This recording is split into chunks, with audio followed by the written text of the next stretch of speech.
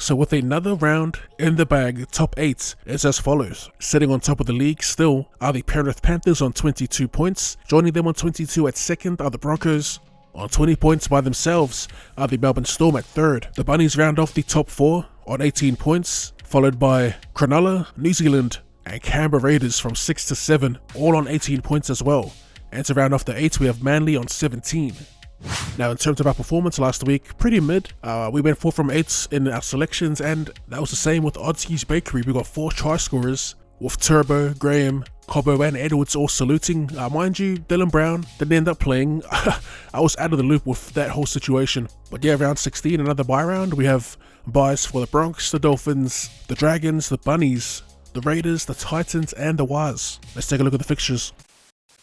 So because there's going to be plenty of names on the ins list, we'll read the outs and we'll kind of suss it out as we go, who's going to fill in where. For the first game, the Cowboys host the Panthers. Both teams missing 5 players. For the Cows, it's Nanai, Ta'ulangi, Reece Robson, Ruben Cotter and Val Holmes. They've got Zach Laibart back in the centres. He was pretty decent when he debuted. Semi Valame also makes his way onto the wing. Again, a pretty good debut, but defense a little questionable. At 9, Jake Granville. Starting in the front row for Ruben Cotter is Cone Hess. And making his way back into the side for Jeremiah Nanai. On the bench, it's Kulikefu Finifuyeuyaki. They've also got Sam McIntyre on the bench. And the juggernaut Jason Daumalolo makes his return finally after being named for the last 3 weeks. Now for the Panthers, without Brian To'o, Isaiah Yeo, Jerome Luai, Liam Martin and Steve Crichton, they've got Peachy back in the centres, Tom Jenkins on the wing, Jamin Salmon jumps into 5'8", partnering Jack Cogger in the halves. Hoskins back starting, and Matt Eisenhuth will be at lock. Luke Garner joins the bench. As for my pick, I'm going to rock with the home side in this, and it's off the strength of them having their key playmakers, their 6 and 7. The Panthers system is pretty much plug and play, so I don't doubt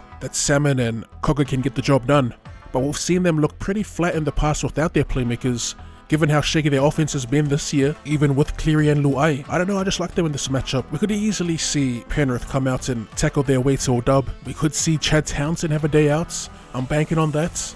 But they've been so inconsistent, which doesn't give me much confidence taking them, but we will. Give me the Cowboys, give me 1 to 12.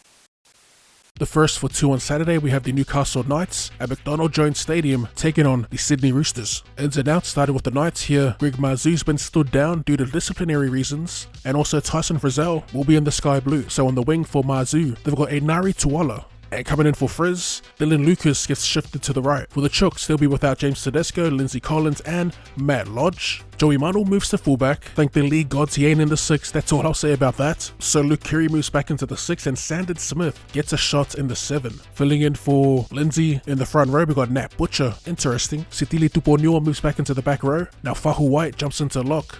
And filling in for Lodge on the bench is Terrell May. But yeah, my pick for this, again, I'm back in the home side. Kalen Ponga is the human torch right now, and he comes up against another formidable foe, if you will, in Joey Manu. If you missed the game last week between him and Reece Walsh, I highly suggest you check it out. That's like top tier, their little battle they had. Not too often do these head-to-heads deliver, like when it's superstar against superstar in the same position, but their little back and forth was hectic to watch. Anyway, not to go off on a tangent, like I said, I'll be back in the Knights in this. They love to turn it up at home, of course, but I believe they're just a better team, or at least they function better as a unit than the Roosters, who have been, let's be honest, dog water for a majority of the season. Now shifting Manu out of the halves and Kerry back in the 6 could be a difference maker, but I think the Knights will ground them out. I hope Leo Thompson sets his sights on Jared Waerea-Hargreaves. That's one clash I'm looking forward to. But yeah, not too much on this. I will have analytics on the game on the screen as well.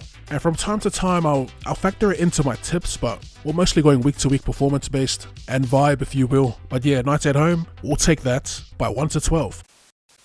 The second game for Saturday, the Parramatta Eels host the Manly Warringah Sea Eagles. 2 outs for both sides. Starting with the home team, Junior Paulo, Mitchell Moses, Dejan Asi moves to the 7 for Moses, and Ryan Madison slides into that 6. Filling in for Paulo in the front row, we got Ofahiki Ogden, and I believe it's Joe Ofahengawe who'll be joining the bench, or is the new face on the bench for Manly. They are without Tom Turbo and DCE, and filling in for Turbo at fullback, we got KO Weeks. Filling in for DCE is Jake Arthur. How good is that? Jake Arthur in the 7 up against Parramatta at CommBank Stadium.